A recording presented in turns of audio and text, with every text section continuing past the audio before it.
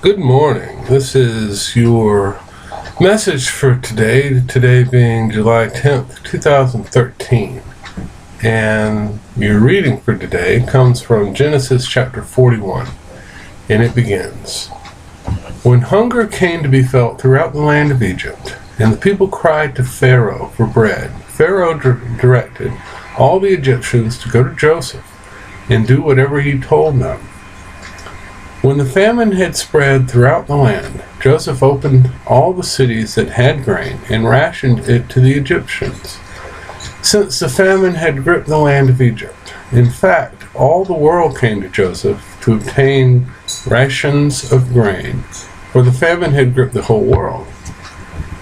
The sons of Israel were among those who procured rations.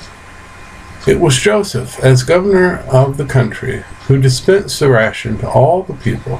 When Joseph's brothers came and knelt down before him with their faces to the ground, he recognized them as soon as he saw them. But Joseph concealed his own identity from them and spoke sternly to them. With that, he locked them up in the guardhouse for 3 days. On the third day, Joseph said to his brothers, "Do this, and you shall live, for I am a God-fearing man.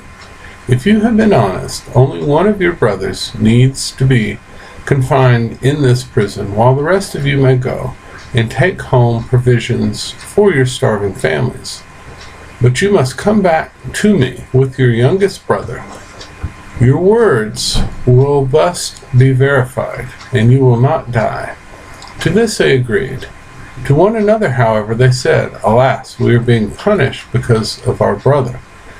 We saw the anguish in his heart when he pleaded with us, yet we paid no heed. That is why this anguish has now come upon us." Reuben broke in, "Did I not tell you not to do wrong to the boy? But you did not listen. Now comes the reckoning for his blood." The brothers did not know, of course, that Joseph understood what they said, since he spoke with them through an interpreter. But turning away from them, he wept. Alright, there's several things with this piece of scripture. First of all, the fact that God had made provisions for the famine that God knew was coming. A case could be made that God had allowed it to occur, but God also had the solution to the famine in place, being Joseph in Egypt who stored up the grain. So when we have difficulties in this life, on this earth, we must understand that God in His infinite wisdom knew the solution to our problem before we ever knew there was a problem.